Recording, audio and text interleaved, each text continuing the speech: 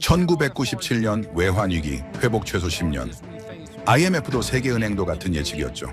그런데 한국은 5년 만에 체질을 바꿨습니다. 2008년 금융위기, 2019년 수출 규제, 2020년 팬데믹. 매번 무너질 거라 예상했습니다. 그런데 한국은 위기 때마다 더 강한 구조로 나왔습니다. 하버드 경제학과 교수들이 모여 분석했고 펜타곤이 시나리오를 다시 썼습니다. 무너지지 않는 게 아니라 무너지면서 진화하는 나라. 지금부터 한국 위기 학습 메커니즘의 충격 실화 시작합니다. 저는 MIT 슬론 경영대학원에서 국가 위기 대응 모델을 연구합니다. 지난 30년간 40개국 넘는 경제 위기를 분석해왔어요. 제 전공은 거시경제 충격 이후 회복 속도 측정입니다. 박사 논문 주제도 금융위기 이후 국가별 회복 패턴 비교 분석이었죠. 대부분의 국가는 비슷한 패턴을 보여요. 큰 충격이 오면 금융이 얼어붙고 기업이 멈추고 실업률이 치솟습니다. 정부가 돈을 풀어도 회복은 더뎌요. 시용이 회복되는 데만 3년에서 5년, 기업 투자가 정상화되는 데 또 3년, 고용이 안정되는 데 추가로 2년에서 4년이 걸립니다. 평균 회복 기간은 7년에서 12년이에요. 아르헨티나는 2001년 디폴트 이후 15년 넘게 흔들렸습니다. 그리스는 2010년 위기 이후 지금도 완전히 회복 못했어요. 베네수엘라는 아예 회복 궤도에 진입조차 못했죠. 터키는 2018년 환율 위기 이후 지금까지 고전하고 있습니다. 이건 경제 법칙에 가까워요. 한번 무너진 구조는 다시 세우는 데 오랜 시간이 걸립니다. 금융 시스템을 복구하고, 기업 신뢰를 회복하고, 외국 투자를 끌어오고, 일자리를 만들어내는 과정. 이 모든 게 순차적으로 일어나야 하거든요. 제가 추적한 케이스 중 10년 안에 위기 이전 수준을 회복한 나라는 손에 꼽았어요. 칠레가 1982년 위기 이후 9년 만에 회복했고, 폴란드가 1989년 체제 전환 이후 8년 걸렸습니다. 그게 전부였어요. 그래서 저는 한국도 같을 거라 생각했습니다. 1997년 외환위기 당시 저는 박사과정 학생이었어요. 지도교수가 케이스 스터디 과제를 줬죠. 한국 경제 회복 시나리오를 쓰라고요. 당시 한국은 세계 11위 경제 대국이었습니다. 반도체, 자동차, 조선, 수출 강국이었죠. 제 답은 명확했습니다. 최소 10년, 보수적으로는 15년. 한국의 재벌 구조는 너무 견고했어요. 30대 그룹이 GDP의 60% 이상을 차지했습니다. 단기 외채 비중도 심각했죠. 외환보유고의 3배가 넘는 단기 외채. 금융부실도 엄청났어요. IMF도, 세계은행도, 미국 재무부도 같은 전망이었어요. 장기 구조조정 불가피, 저성장 국면 진입. 이 모든 걸 고치려면 한 세대가 필요하다고 봤습니다. 1998년 1분기 GDP는 마이너스 3.8%였어요. 실업률은 7%를 돌파했습니다. 대우그룹이 흔들렸고 거리엔 실직자가 넘쳐났죠. 한보철강, 기아자동차, 산미그룹이 연쇄 부도났어요. CNN은 서울거리의 실업자 행렬을 반복 송출했습니다. 뉴욕타임스는 한국을 아시아 금융위기의 진원지로 규정했죠. 제 동료 교수가 말했어요. 한국은 이번 세대 안에 회복 못해. 재벌 해체만 10년은 걸릴 거야. 저도 동의했습니다. 역사가 그렇게 말하고 있었으니까요. 제 논문엔 이렇게 썼어요. 한국 경제, 장기 저성장 함정 진입 가능성 높음. 구조적 개혁 지연 시 회복 15년 이상 소요. 재벌 구조 유지 시 20년 이상 걸릴 수 있음. 지도교수가 제 논문을 읽고 고개를 끄덕였습니다. 합리적인 분석이야. 데이터도 탄탄하고. 저는 확신했어요. 한국은 적어도 2010년까지는 위기의 그림자에서 못 벗어날 거라고요. 1998년 말, 한국 정부는 IMF와 합의한 구조조정을 시작했습니다. 고금리 정책, 긴축 재정, 재벌 개혁, 금융기관 정리. 모든 게 동시에 진행됐죠. 제가 본 다른 나라들은 이 과정에서 무너졌어요. 정치적 저항이 너무 셌거든요. 노조가 반발하고, 기업이 로비하고, 국민이 거리로 나왔습니다. 개혁은 지연됐고, 위기는 장기화됐죠. 그런데 1999년, 이상한 신호가 왔어요. 한국 GDP 성장률 플러스 10.7%. 처음엔 일시적 반등이라고 봤습니다. 구조조정 전 마지막 발버둥이라고요. 정부 재정 투입으로 인한 착시 효과일 거라 생각했어요. 2000년에도 성장은 계속됐습니다. 플러스 8.9%. 2001년 한국은 IMF 차입금 195억 달러를 조기 상환했어요. 3년 반 만이었습니다.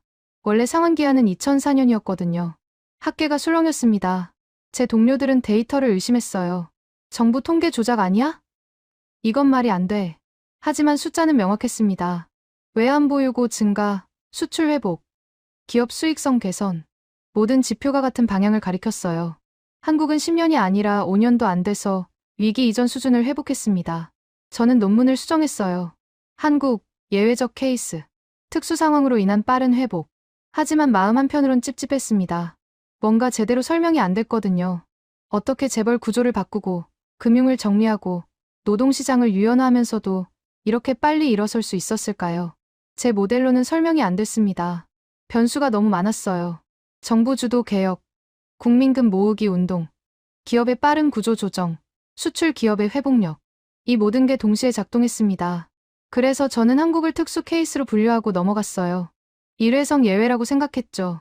문화적 특수성, 정부의 강력한 리더십, 국민의 높은 교육 수준, 이런 요인들이 우연히 맞아떨어진 거라고 결론 내렸습니다. 그게 제 첫 번째 실수였습니다. 2008년 9월 15일, 리먼 브라더스가 파산했습니다. 저는 그때 MIT 교수로 임용된 지 3년째였어요. 전 세계 금융 시스템이 동결됐습니다. 신용시장이 얼어붙었고 달러가 증발했죠. 미국 정부는 7천억 달러 구제금융을 쏟아부었어요. 유럽중앙은행도 비상 유동성을 공급했습니다. 그런데도 회복 전망은 어두웠죠. 제 동료 교수들은 대공황 이후 최악의 위기라고 말했어요. 한국도 타격을 받았습니다. 2008년 4분기 GDP 성장률 마이너스 3.3%. 원달러 환율은 1,500원까지 치솟았어요. 수출 주문이 취소됐고 조선소는 신규 계약이 끊겼습니다. 월스트리트 저널이 한국을 다시 주목했어요. 기사 제목이 이랬습니다. 한국, 두 번째 외환위기 가능성. 제 이메일함에 기자 인터뷰 요청이 쏟아졌죠. 저는 신중하게 답했습니다. 한국은 1997년보다 체질이 나아졌어요. 하지만 글로벌 수요, 급감은 어쩔 수 없습니다. 회복엔 최소 5년 걸릴 겁니다. 제 예측은 합리적이었어요. 미국도 유럽도 일본도 모두 장기 침체를 예상했거든요. 한국은 수출 의존도가 GDP 대비 50%가 넘었습니다. 글로벌 수요가 죽으면 한국도 죽는 구조였죠. 2009년 1분기 한국 수출은 전년 대비 20% 급감했어요. 현대자동차 공장 가동률이 60% 아래로 떨어졌습니다. 삼성전자 반도체 부문도 적자를 기록했죠. 취업률은 4.8%까지 올랐어요.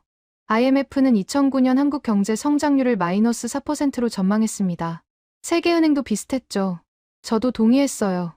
이번엔 1997년처럼 빠른 회복은 없을 거라고 봤습니다. 왜냐하면 이번 위기는 한국 문제가 아니라 글로벌 수요 붕괴였으니까요.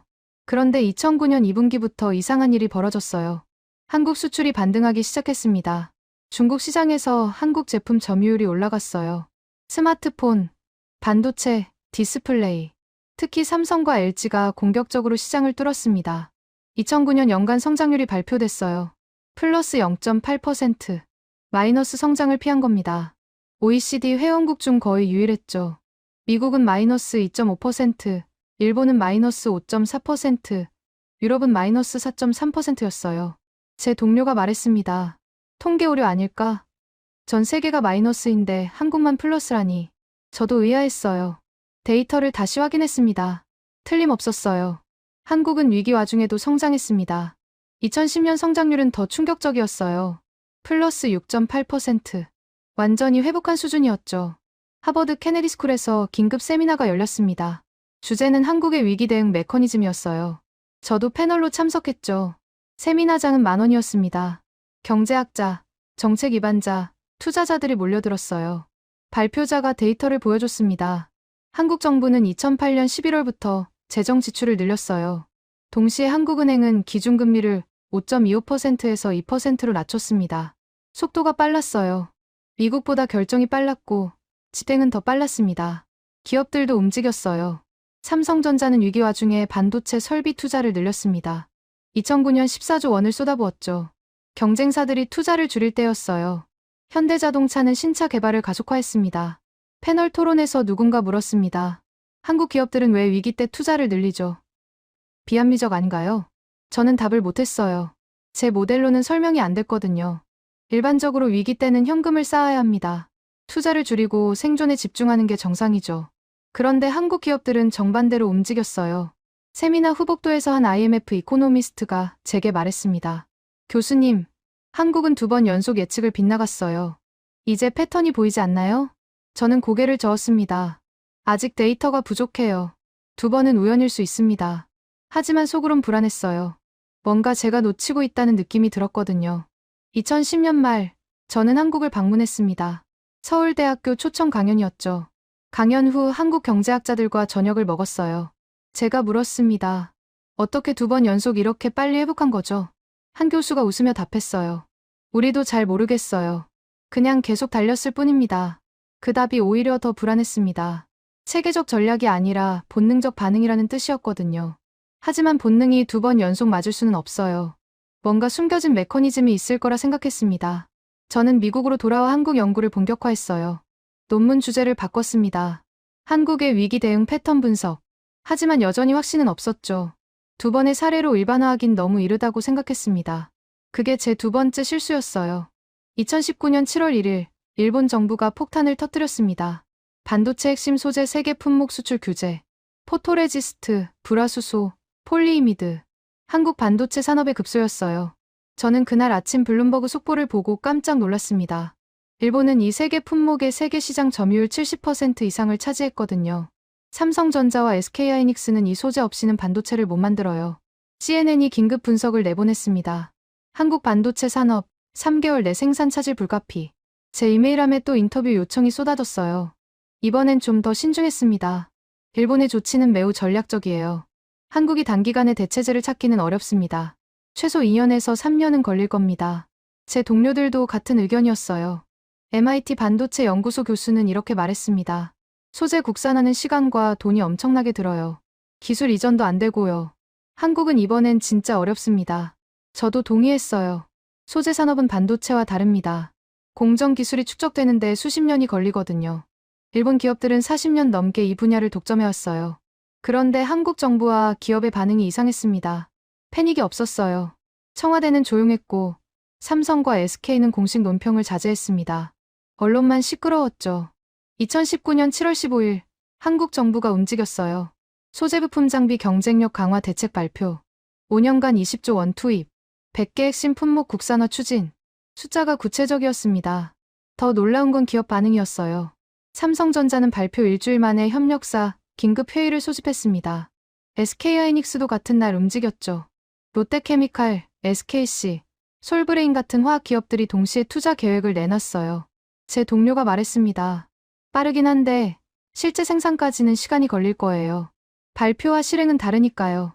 저도 그렇게 생각했어요. 정부 대책은 늘 화려하지만 실행은 느리거든요. 특히 소재 같은 고난도, 기술은 더 그렇습니다. 2019년 8월 첫 번째 신호가 왔어요. SKC가 불화수소 양산 설비 가동을 시작했습니다. 발표 3주 만이었어요. 솔브레인은 포토레지스트 샘플을 삼성에 납품했습니다. 저는 의심했어요. 샘플과 양산은 다릅니다. 품질 검증만 6개월은 걸리거든요. 반도체는 미세한 불순물도 허용 안 돼요. 일본 제품 수준에 도달하려면 수년이 필요합니다. 2019년 10월 삼성전자가 공식 발표를 했어요. 핵심 소재 국산 대체 완료. 생산 차질 없음. 저는 이 발표를 보고 놀랐습니다. 3개월 만이었거든요. 블룸버그가 팩트체크 기사를 냈어요. 삼성, 일본산 대체 주장하지만 완전 독립은 아직. 저도 그렇게 봤습니다. 아마 일부만 대체하고 과장한 거라고요. 2020년 1월 한국무역협회가 데이터를 공개했습니다. 일본산 세계 품목 수입액 전년 대비 48% 감소. 저는 데이터를 3번 확인했어요. 틀림없었습니다. 제 동료 교수가 말했습니다. 이건 진짜 대체한 거네요. 어떻게 6개월 만에? 저도 답을 몰랐어요. 제 예측은 2년에서 3년이었거든요. 그런데 한국은 6개월 만에 핵심 소재 자립도를 확 올렸습니다. 2020년 3월 코로나19가 터졌어요. 전 세계 공급망이 마비됐습니다. 공장이 멈추고 물류가 끊기고 국경이 닫혔죠. 미국 상무부는 글로벌 제조업 최소 6개월 차질 예상이라고 발표했어요. 한국도 타격을 받았습니다. 2020년 2분기 GDP 성장률 마이너스 3.2%. 수출이 급감했어요. 자동차, 석유화학, 철강 모두 직격탄을 맞았습니다. 그런데 반도체는 달랐어요. 삼성전자 2020년 2분기 반도체 부문 영업이익 5조 원. 전년 대비 50% 증가. SK하이닉스도 비슷했습니다. 오히려 실적이 좋아졌어요. 이유는 간단했습니다. 재택근무 확대로 PC와 서버 수요가 폭발했거든요. 그런데 다른 나라 반도체 기업들은 생산을 못했어요. 공급망이 끊겼으니까요. 한국은 달랐습니다. 2019년 일본 수출 규제 때 소재를 국산화했잖아요. 그게 버퍼가 됐어요. 일본산 수입이 끊겨도 생산을 유지할 수 있었습니다. 월스트리트 저널이 분석 기사를 냈어요. 한국 반도체, 일본 규제와 코로나 이중 충격 속 시장 점유율 확대. 저는 그 기사를 읽으며 소름이 돋았습니다. 한국은 위기를 또 기회로 바꿨어요. 일본 규제는 타격이 아니라 자립계기였고, 코로나는 경쟁사를 제치는 기회였습니다. 우연이 아니었어요. 패턴이었습니다. 2021년 가을, 백악관이 움직이기 시작했습니다. 바이든 행정부는 반도체 공급망 재편을 국가 안보 의제로 격상시켰어요. 미국 상무부가 주요 반도체 기업들의 데이터 제출을 요청했습니다. 재고 현황, 생산 능력, 고객사 리스트, 45일 안에 제출하라는 거였어요. 사실상 명령이었죠. 저는 워싱턴 DC에서 열린 비공개 세미나에 참석했습니다. 국가안보의 주최였어요.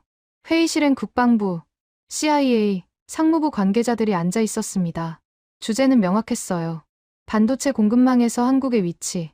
한 CIA 애널리스트가 자료를 펼쳤습니다. 현재 글로벌 메모리 반도체 시장에서 한국 기업 점유율은 70%를 넘습니다. 두 개 기업이 사실상 시장을 지배하고 있어요.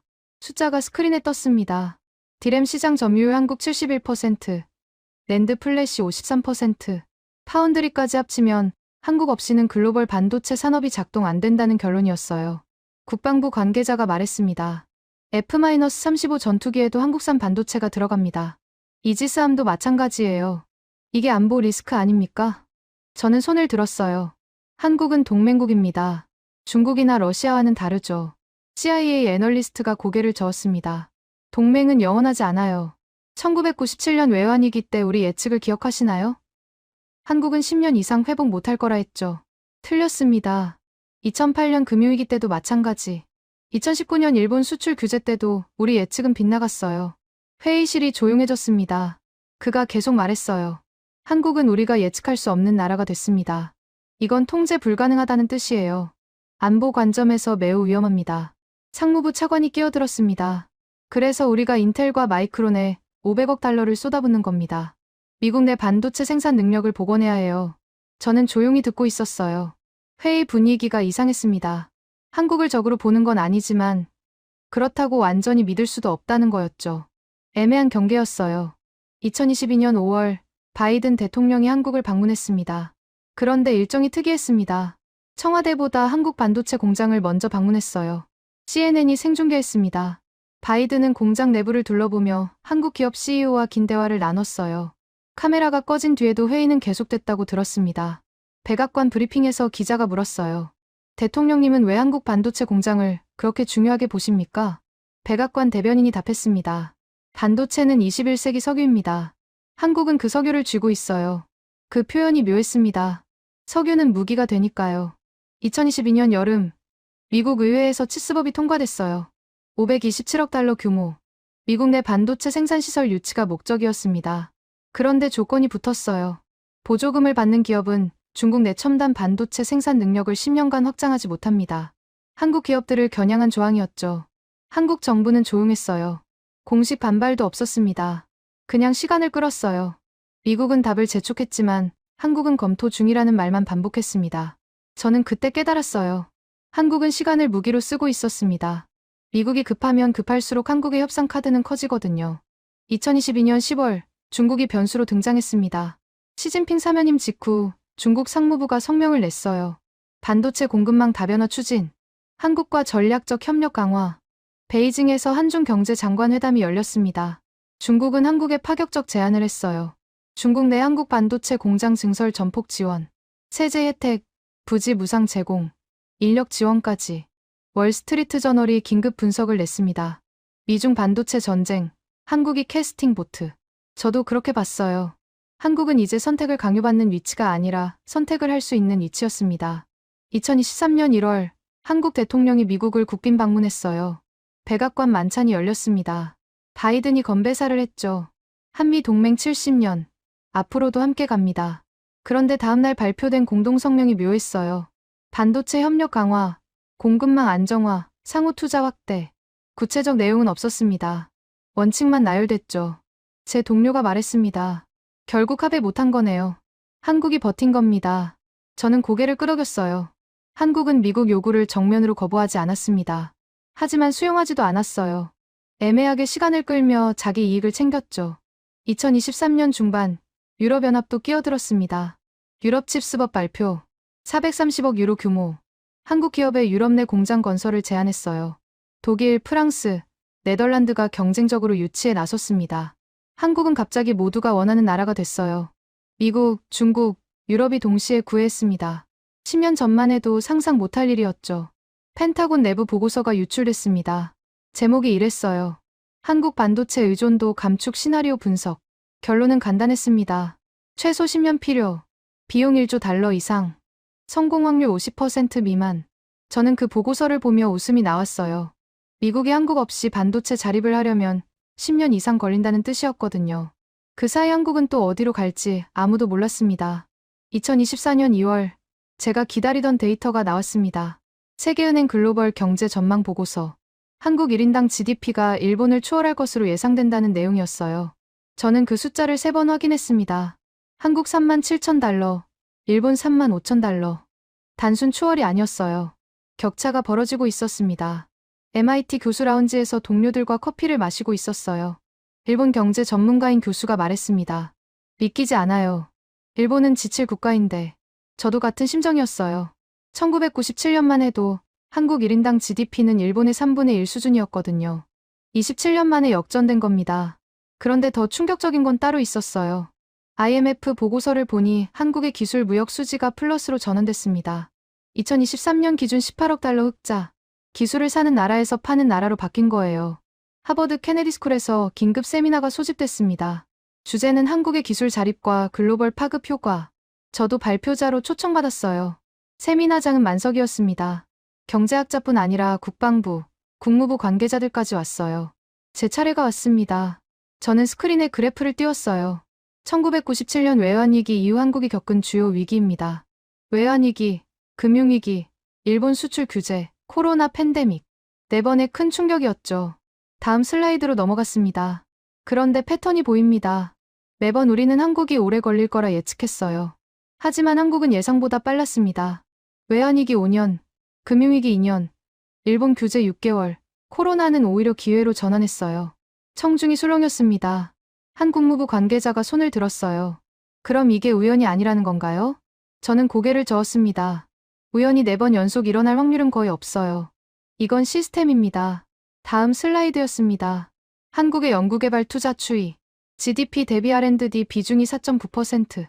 이스라엘 다음으로 세계 2위였어요. 미국은 3.5%, 일본은 3.3%였습니다. 한국은 위기 때마다 연구개발 투자를 늘렸어요. 다른 나라들이 예산을 삭감할 때 말이죠. 1998년 외환위기 와중에도 R&D 예산은 유지됐습니다. 2009년 금융위기 때도 마찬가지였어요. OECD 교육 데이터를 보여줬습니다. 한국 25세에서 34세 인구의 대학 이수율 69%. OECD 1위였어요. 미국은 50%, 일본은 61%였습니다. 교육 투자도 비슷합니다. 한국 가계는 소득의 15% 이상을 교육에 씁니다. 위기 때도 줄이지 않았어요. 마지막 슬라이드였습니다. 한국 기업의 설비 투자 패턴. 위기 때마다 투자가 급증하는 그래프였어요. 일반적으로 위기 때는 투자를 줄입니다. 현금 확보가 우선이니까요. 그런데 한국 기업들은 정반대로 움직여요. 경쟁사가 주춤할 때 공격적으로 투자합니다. CIA 애널리스트가 물었습니다. 그럼 한국은 위기를 학습 기회로 본다는 건가요? 저는 잠시 생각했어요. 학습이라기보단 진화에 가깝습니다. 위기가 올 때마다 구조 자체를 바꿔요. 1997년엔 재벌 구조를 개혁했고 2008년엔 금융 시스템을 바꿨습니다. 2019년엔 소재 자립을 이뤘죠. 매번 다른 방식으로 변합니다. 세미나가 끝나고 복도에서 한 펜타곤 관계자가 제게 다가왔어요. 교수님, 솔직히 물어봅니다. 한국이 미국을 추월할 가능성이 있나요? 저는 신중하게 답했습니다. 경제 규모로는 불가능해요. 인구가 너무 적으니까요. 하지만 1인당 소득, 기술 수준, 산업 효율성, 이런 지표에선 이미 추월했거나 곧 추월할 겁니다. 그가 얼굴을 찌푸렸어요. 그럼 우리가 한국을 따라잡으려면? 저는 솔직하게 말했습니다. 지금 방식으론 어렵습니다. 한국은 위기를 성장 동력으로 바꾸는 시스템을 갖췄어요. 우리는 위기를 회복하는 데 급급하죠. 접근법 자체가 다릅니다. 2024년 6월 결정타가 나왔습니다. 네이처에 한국 연구진의 논문이 실렸어요. 상온 초전도체는 아니었지만 차세대 반도체 소재 개발 성과였습니다. MIT 재료공학과가 발칵 뒤집혔어요. 그 기술은 미국이 10년째 연구하던 분야였거든요. 한국이 먼저 돌파한 겁니다. 블룸버그가 긴급 분석을 냈어요. 한국, 반도체 소재까지 자체 개발. 일본 의존도 제로 목표. 기사엔 이런 문구가 있었습니다. 한국은 이제 공급망에서 취약점이 아니라 핵심 노드가 됐다. 저는 그 문장을 보며 소름이 돋았습니다. 27년 전 저는 한국을 취약국으로 분류했어요. 지금 한국은 글로벌 경제의 중심축 중 하나였습니다. 같은 달, 한국 정부가 조용히 발표를 하나 했어요. 2030 첨단 산업 육성 계획, 바이오, AI, 양자 컴퓨팅, 우주항공, 4개 분야에 10년간 300조 원 투자. 미국 언론은 크게 다루지 않았어요. 하지만 저는 알았습니다. 한국은 또 다음 위기를 준비하고 있었어요. 아직 오지 않은 위기를 미리 대비하는 겁니다. 제 동료가 말했습니다. 한국은 대체 뭘 두려워하는 걸까요? 지금도 충분히 잘하고 있잖아요. 저는 웃으며 답했어요. 그게 바로 한국이 무서운 이유입니다. 만족을 모르니까요. 2024년 9월, 백악관 상원실에서 비상회의가 열렸습니다. 저도 자문위원 자격으로 참석했어요. 주제는 한국 반도체 산업의 예상치 못한 성장이었습니다. 국가안보보좌관이 보고서를 펼쳤어요. 한국 기업들이 AI용 고대역폭 메모리 시장을 장악했습니다. 현재 점유율 95%. 엔비디아, AMD, 구글 모두 한국산 없이는 AI 칩을 못 만들어요. 회의실이 조용해졌습니다. 한 참모가 물었어요. 미국 기업은 없습니까? 국가안보보좌관이 고개를 저었습니다.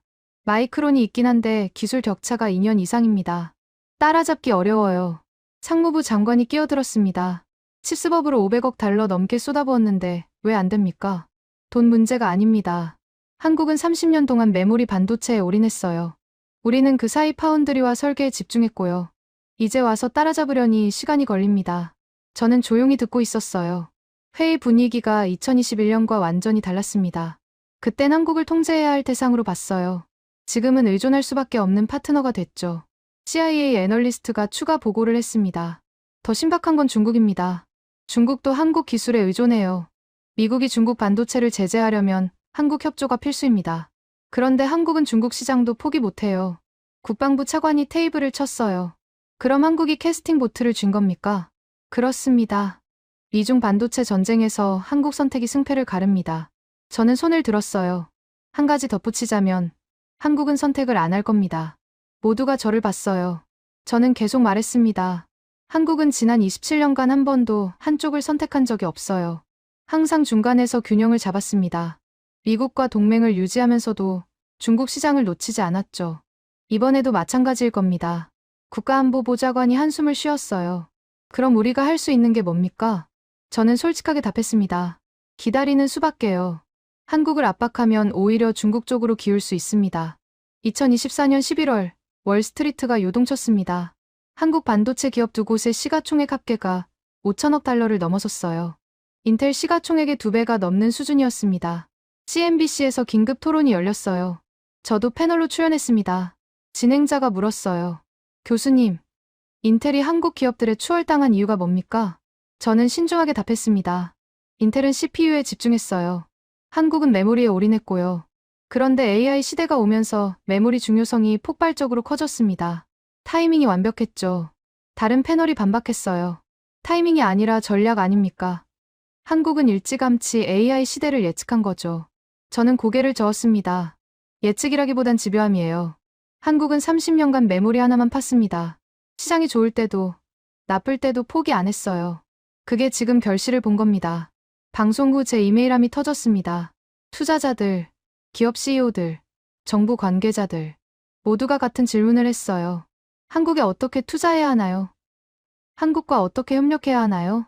저는 답장을 쓰다가 멈췄습니다. 질문 자체가 바뀌었어요. 10년 전엔 한국이 어떻게 살아남을까였습니다. 지금은 한국과 어떻게 같이 가야 할까였죠. 2025년 1월, 다보스 세계경제포럼이 열렸습니다. 저는 한국 경제 세션에 참석했어요. 방은 입추의 여지가 없었습니다. 유럽, 중동, 아시아에서 기업인들이 몰려왔어요.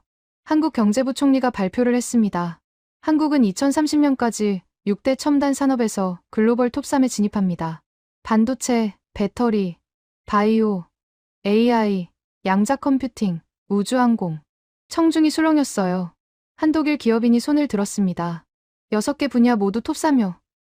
너무 욕심 아닙니까? 부총리가 웃으며 답했어요. 1997년엔 우리가 망할 거라 했습니다.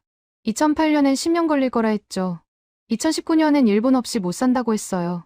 다 틀렸습니다. 청중이 웃었습니다. 하지만 저는 웃을 수 없었어요. 한국은 농담이 아니었거든요. 저 목표를 진짜 달성할 거였어요. 세션이 끝나고 복도에서 일본 경제학자를 만났습니다. 그가 한숨을 쉬었어요. 일본은 잃어버린 30년이라고 하잖아요. 같은 기간 한국은 도약의 30년이었네요. 저는 고개를 끄덕였습니다. 한국은 위기를 낭비하지 않았어요. 일본은 위기를 회피하려 했고요. 결과가 갈렸습니다.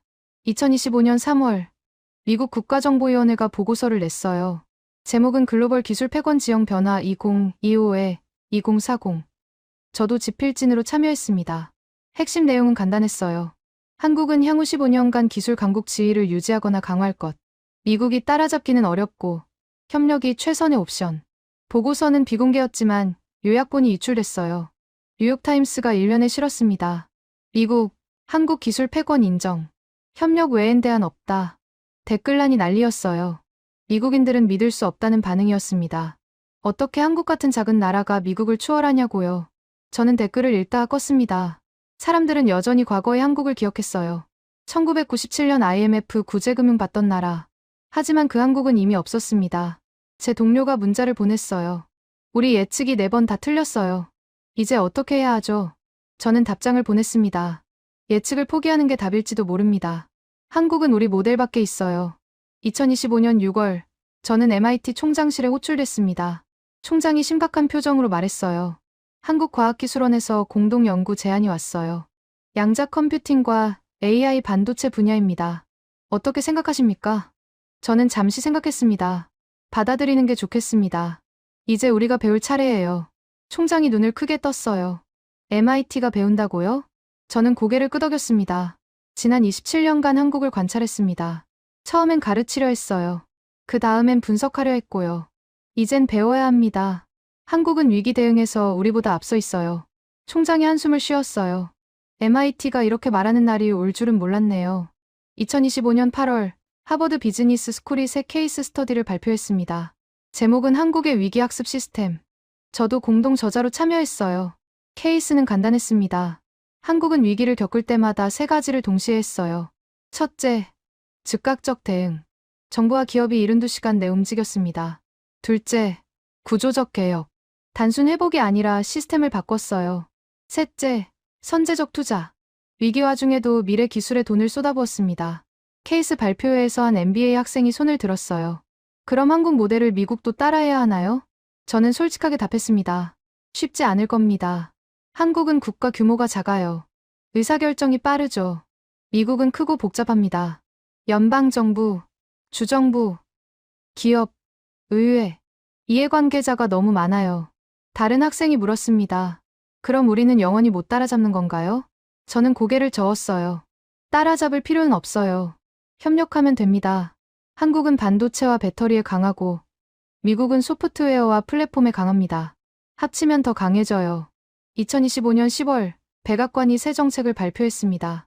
미국 한국 기술 동맹 2.0. 핵심은 상호 의존 인정이었어요. 미국이 한국을 일방적으로 지원하는 게 아니라 서로 필요하다는 걸 공식화한 겁니다. 발표문에 이런 문구가 있었어요. 한국은 미국의 핵심 기술 파트너. 반도체, 배터리, 첨단 소재 분야에서 한국 없는 미국 기술 생태계는 불가능. CNN이 저를 인터뷰했습니다. 앵커가 물었어요. 교수님, 이건 사실상 미국이 한국에게 고개 숙인 거 아닙니까? 저는 조심스럽게 답했습니다. 고개 숙임이라기보단 현실 인정이죠. 한국은 더 이상 도와줘야 할 나라가 아닙니다. 함께 가야 할 파트너예요. 1997년 IMF 위기 때 교수님은 한국이 15년 걸릴 거라 예측하셨죠. 왜 틀렸다고 보십니까? 저는 잠시 망설였어요. 저는 한국을 일반적 경제 모델로 분석했어요. 위기 후엔 회복 기간이 필요하고 구조 조정엔 시간이 걸린다. 이게 정설이었죠. 그런데 한국은 정설을 따르지 않았습니다. 어떻게요? 한국은 회복과 혁신을 동시에 했어요. 보통 나라는 먼저 회복하고 안정된 다음에 혁신합니다. 한국은 무너지면서 동시에 다시 만들었어요. 제 모델엔 그런 변수가 없었습니다. 앵커가 메모를 보더니 물었어요. 그럼 지금도 한국을 예측 못하시는 건가요? 저는 웃었습니다. 네, 솔직히 모르겠어요. 2030년 한국이 어디 있을지 확신 못합니다. 다만 한 가지는 확실해요. 우리 예상보다 앞서 있을 겁니다. 저는 서울을 다시 방문했습니다. 한국과학기술원 초청 강연이었어요. 강연장은 10,000원이었습니다. 학생들, 교수들, 기업 연구원들이 빽빽이 앉아 있었죠. 저는 솔직하게 시작했습니다. 저는 지난 27년간 한국에 대해 4번 틀렸습니다. 1997년, 2008년, 2019년, 2020년. 매번 한국을 과소평가했어요.